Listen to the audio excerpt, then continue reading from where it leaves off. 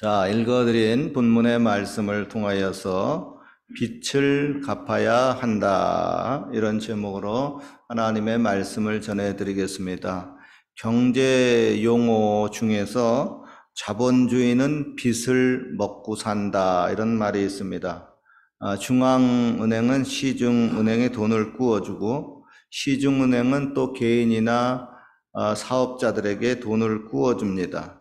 여러분들 중에도 시중은행으로부터 자기 집이나 차를 담보로 맡기고 돈을 구워받으신 분들이 있을 겁니다. 그리고 매월 그 돈을 갚겠죠.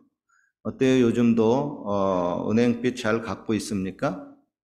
요즘 한국의 상황을 보면은 영끌 쪽 이야기가 자주 등장합니다. 영끌 쪽이 뭔가 봤더니 한때 아파트 값이 한국에서 너무 오르니까 집이 없는 분들이 불안했습니다. 그래서 이거 안 되겠다 싶어서 나도 집을 사야 되겠다. 근데 돈이 만만치가 않아요. 그래서 영혼까지 돈을 끌어 모아서 아파트를 한 채로 샀습니다. 그래서 이름하여 영끌족입니다. 그런데 얼마 전부터 한국의 아파트 값, 집값이 폭락을 계속하고 있습니다. 그리고 세계적으로 은행 금리가 가파르게 올라가가지고 이제는 이자만 갚는데도 자기 월급이 거의 다 나갈 지경입니다. 그렇게 무리하게 빚을 내고 그것을 갚지 못하니까 아주 죽을 지경이 된 겁니다. 한국의 경우 그래서 그 가계빚으로 말미암아 가정이 깨지고 뭐 자살까지 하는 그런 사람들이 늘어나고 있습니다. 최근에 한국 그 은행이 발표한 그 대한민국의 그 가계 부채 상황이 아주 심각합니다. 2022년 1사분기 가계 빚이 1,859조입니다. 국민 1인당 3,600만 원씩 빚을 진 겁니다. 세계의 주요 40개국 중에서 한국이 가장 부채 단위가 1위를 찍고 있습니다. 2위인 홍콩과 3위인 영국과 4위인 미국과 비교해가지고 훨씬 높은 비율로 한국이 가계부채 1위 국가가 됐습니다. 여러분, 남의 돈을 꾸면은 갚아야 합니다. 맞죠? 그런데 이렇게 말하는 분이 있습니다. 에이, 목사님, 그거 돈 없으면 안 갚아도 돼요. 이렇게 말하는 분은 뭔가 한참 좀 잘못 나간 겁니다. 좀 양심불량입니다.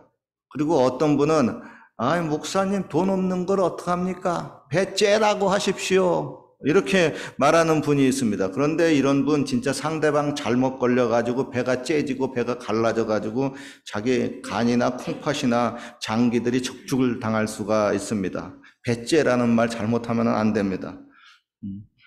여러분, 빚은 갚아야 하는 것이 그게 정상적인 마인드입니다. 성경에 대해서 빚에 대해서 이렇게 말을 합니다. 악인은 꾸고 갚지 아니하나 의인은 은혜를 베풀고 주는도다 그랬습니다. 보십시오. 빚을 지고도 갚지 않는 사람에 대해서 성경은 그를 악인이라고 지칭을 하고 있습니다. 혹시 여러분들 중에서 하나님을 믿기 전에 남에게 빚을 지고 그 돈을 띄어먹고 여기 캐나다로 피신해 오신 분은 없겠죠? 미국에는 그렇게 피신해 오신 분들이 상당히 많이 있다 그래요. 뭐 일부러 빚을 갚지 않으려고 하지는 않았겠죠. 어쩌다 보니 뭐 사업이 망하고 일이 꼬이다 보니까 그런 경우가 되었을 겁니다.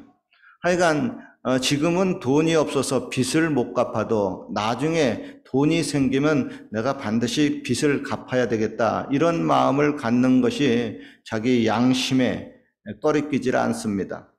고대 그리스의 그 철학자인 소크라테스가 노년에 로마의 권력에 동조하지 않았다는 이유로 선동죄로 적용이 되고 또 로마의 신들을 믿지 않았다는 이유로 신성모독죄까지 적용돼 가지고 사약을 받고 죽음에 처해졌습니다. 그때 소크라테스가 죽으면서 제자에게 이런 말을 남겼습니다. 내가 아스클리피오스에게 닭 한 마리를 빚졌네. 기억해 두었다가 그 빚을 갚아주게나. 즉 여러분, 빚을 갚아야만 내가 양심의 꺼리낌 없이 편안하게 죽을 수 있다고 하는 겁니다. 그렇습니다, 여러분. 빚은 반드시 갚아야 합니다. 빚을 갚아도 좋고 갚지 않아도 되는 그런 선택사항이 아니라 반드시 갚아야만 하는 의무사항입니다. 더구나 여러분, 믿는 사람이 돈을 띄어먹고 갚지 않아가지고 예수님 욕먹이고 교회를 욕먹이면 안 됩니다. 교회 안 나오는 사람 중에서 그런 사람이 있습니다. 왜 교회 안 나옵니까? 보니까 내가 어떤 교회에 아무개 어떤 뭐 집사라고 하는 사람에게 돈 꿔줬는데 그거 아직도 못 받고 있어요. 그래가지고 교회 나갈 맛이 안 나요. 이런 사람들 가끔 있습니다. 근데 누가복음 19장에 보면 이런 이야기가 있습니다. 하루는 예수님이 여리고에 들어갔다가 삭개오라고 이름하는 세리장이를 만나서 그 집에 이제 식사하러 들어갔습니다. 그때 삭개오가 여러 사람들 앞에서 예수님께 이런 고백을 합니다. 주여 보시옵소서, 내 소유의 절반을 가난한 사람들에게 주겠사오며 만일 내가 네 것을 속여 빼앗은 것이 있으면 내가 4배나 갚아주겠나이다. 그러자 예수님이 그를 칭찬하면서 이렇게 얘기했습니다. 오늘 구원이 이 집에 이르렀으니 이 사람도 아브라함의 자손이로다. 그랬습니다. 보십시오. 내가 남의 것을 손에 입혔거나 빚진 것이 있으면 반드시 그것을 갚겠다고 하니까 주님이 이 사람도 구원받은 하나님의 자녀라고 했습니다. 반대로 여러분 생각하면은 남의 것 속여서 빼앗고 빚진 것을 갚지 않으면 그거 하나님의 자녀가 아니라고 하는 겁니다. 그런데 이런 경우가 있습니다. 내가 그동안 돈을 이제 벌어가지고 옛날에 빚진 것을 갚으려고 했는데 그 사람이 죽었습니다. 혹은 어디에 사는지 잘 모릅니다. 그리고 그 자녀들에게나 혹은 가족들에게 대신 빚을 갚아주려고 했는데 도저히 그 사람들을 찾을 수가 없습니다. 이런 경우는 어떻게 할까요? 마음이 찝찝한데 어떻게 할까요? 어떤 분은 그거 잘 된 거 아닙니까? 할렐루야! 합법적으로 안 갚아도 되는 것 아닙니까? 하고 이렇게 슬쩍 넘어가는 사람이 있습니다. 그래서 제가 이것에 대해서 어떻게 해야 되는가 하고 좀 목사님들한테 물어보고 찾아보니까 이때는 하나님 앞에 사정을 얘기하는 겁니다. 하나님, 내가 옛날에 누구한테 빚진 것이 있는데 그거 이제 돈이 있어서 좀 갚으려고 하는데 그 사람 어디 사는지 잘 모릅니다. 이거 어떡할까요? 마음이 자꾸 찝찝한데요. 그렇게 사정을 이야기하고 하나님 앞에 돈을 갚으라고 하는 겁니다. 즉 이 세상의 금과 은은 다 하나님의 소유니까 하나님께 그 물질을 헌금으로 쓰고 이렇게 쓰면서 이제 드리라고 하는 겁니다. 그러면 자기의 양심의 꺼리낌이 없어진다고 하는 겁니다. 제가 생각해도 그게 괜찮은 것 같아요. 마음에 늘 찝찝해서 있는 것보다는 훨씬 나은 것 같습니다. 그리고 오늘의 본문은 이렇게 말씀합니다. 피차 사랑의 빚 외에는 아무에게든지 아무 빚도 지지 말라. 여러분, 물론 우리가 이 말씀대로 빚을 안 지고 살아가면 이보다 더 좋은 게 없습니다. 자칫 빚을 졌다가 빚을 갚지 못하는 상황이 오면은 채권자에게 빚 독촉을 당하게 되고 진짜 죽을 맛입니다. 그죠? 그 빚 독촉 한번 당해본 적 있을까 모르겠어요. 옛날에 우리 가정에 우리 아버님이 한번 그런 거 당한 것 같아요. 누구 오면은 전화 받지 마라. 그리고 누구 오면 없다 그래라. 왜 빚쟁이 찾아올까봐. 그래가지고 잠도 편안하게 제대로 못 자는 그런 경우에 빠질 수가 있습니다. 여러분, 성경도 말씀합니다. 너는 남의 빚에 보증이 되지 말라. 만일 갚을 것이 없으면 내 누운 침상까지 빼앗기리라 그랬습니다. 특별히 우리가 이제 각자가 이제 죽을 때가 되어서 죽기 전에 반드시 이제 해야 될 일 중에 하나가 빚을 청산하고 가야 합니다. 돈 정리 다 깨끗이 하고 가야 됩니다. 그래야 남겨진 식구들에게 손해를 끼치지 않고 일이 복잡해지지 않습니다. 그런데 꼭 돈만 그 빚이 아니고 남에게 받은 그 친절이나 남에게 받은 사랑과 은혜가 있다면은 그것도 빚입니다. 그러니까 오늘 본문에 다른 빛은 지지 말지만은 우리가 살면서 이런 그 사랑의 빛, 은혜와 친절, 이런 빛은 질 수가 있다고 하는 겁니다. 그리고 그 빛을 져도 그 빛을, 내가 뭐 안 갚아도 된다, 뭐 그런 것이 아니라, 물론 뭐 안 갚아도 뭐 감옥에 가거나 그런 것 없습니다. 그러나 우리들은 보다 적극적으로, 내가 이런 사랑과 은혜와 친절을 받았으니까 이 빛도 내가 갚아야지. 그 눈에 보이는 그런 그 유형적인 돈만 빚인 줄 알고 그것만 갚아야 된다는 것이 아니라 눈에 보이지 않은 그런 무형적인 빚도 내가 많이 졌으니까 이것도 내가 갚아야 되겠다 하는 마음을 가져야 된다는 겁니다. 하나님이 자녀들에게 자기 부모님을 공경하고 효도를 하라고 말씀을 합니다. 왜 그럴까요? 부모님으로부터 자라나면서 사랑의 빛, 은혜의 빛을 많이 졌기 때문에 그렇습니다. 이렇게 말하면 혹 어떤 자녀는 괜히 왜 나를 낳아가지고 그래? 누가 나를 낳으라고 그랬나? 괜히 나 낳아가지고 괜히 공경하라 그러고 효도 바르라고 하네. 못마땅해 하는 그런 자녀들도 있습니다. 여러분, 이 세상에 그 모든 사람들은 부모님의 은혜와 사랑의 빛을 지면서 존재합니다.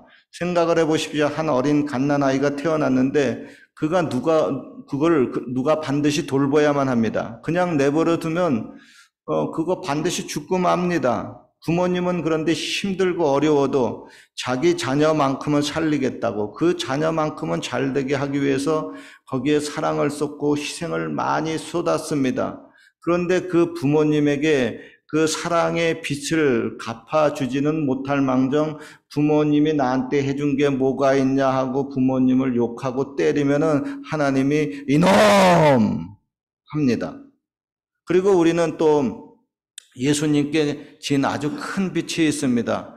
그 수많은 죄로 말미암아 저와 여러분들이 마땅히 죽어야 하고 내가 심판을 당하고 지옥에 가야 하는데 주님이 내 죄를 대신 지시고 죽으셨습니다. 그래서 내 죄의 빛을 대신 다 갚아 주었습니다. 예수님이 십자가에서 다 이루었다고 하는 것은 너의 그 죄의 그 빛을 내가 다 갚아 주었다고 하는 겁니다. 그래서 나는 살았습니다. 나는 구원을 받았습니다. 다행입니다. 이 큰 은혜, 이 큰 사랑. 주님, 내가 어떻게 갚아야만 할까요? 주여, 나의 생명, 나의 정성 드립니다. 이 작은 나의 생명, 나의 정성 다해 주님만을 위하여 살기 원하오니 주여 잡아주소서, 주여 나를 잡으소서, 주님만을 위하여 살게 하소서. 불같은 성령이여 충만케 하옵소서. 환난이 와도 핍박이 와도 주님만 위해 살게 하소서. 아멘. 이 찬송가 옛날에는 없었는데 요즘 새로 만든 새 찬송가에 들어갔어요. 316장입니다. 그렇습니다. 이제는 저와 여러분들이 그 사랑의 빚진 자로서 주님을 위해서 살아야만 합니다. 우리가 힘들고 어려워도 왜 외국 땅에서 전도를 하고 또 주님의 몸된 교회를 위해서 봉사를 합니까? 다름 아닌 내가 사랑의 빛을 많이 줬기 때문에 그렇습니다. 그분이 나를 많이 사랑하셨기 때문에 그렇습니다. 고로 나도 그 사랑을 사람들에게 나누어 줘야 됩니다. 그래야 주님 뵐 때 별 면목도 서고 크리스찬으로서 마음이 편안해집니다. 그렇지 않아요? 내가 빛을 많이 줬는데 그거 갚아야 마음 편안하잖아요. 그죠? 어디다 갚아야 되느냐? 하나님께 빚졌으니까 예수님의 몸된 교회, 하나님 아버지 집에 와서 그것을 갚아주는 겁니다. 혹 어떤 분이 내가 이 외국 땅에서 열심히 전도도 하고 주님의 몸된 교회에서 그렇게 봉사하고 충성하는 것을 보고 이렇게 인사할 수 있습니다. 아이고 참 수고하셨습니다. 고생하셨습니다. 이때 여러분 우리는 이렇게 겸손히 대답합니다. 아유, 아닙니다. 그저 주님께 진 그 사랑의 빛을 내가 조금 갚았을 뿐입니다. 앞으로도 계속 사랑의 빛을 갚고 지내야죠 하고 얘기할 수가 있습니다. 하루는 예수님이 한 바리새인의 집에 들어갔습니다. 여러 사람들과 식사를 하는데 한 그 동네에 죄인인 한 여자가 예수님께 다가왔습니다. 그녀는 눈물을 흘리고 예수님의 발을 적셨습니다. 그리고 자기의 머리털로 예수님의 발을 씻고 그 발에 향유를 부었습니다. 그러자 그 집에 모인 여러 사람들이 속으로 중얼중얼 쑥덕쑥덕거렸습니다. 아니, 예수님이 과연 선지자라면 지금 자기에게 다가와 저렇게 우는 저 여인이 얼마나 행실이 나쁘고 부정한 여인인지 알았을 텐데 예수님 저 뭐야 하고 수근수근 쑥덕쑥덕 됐습니다.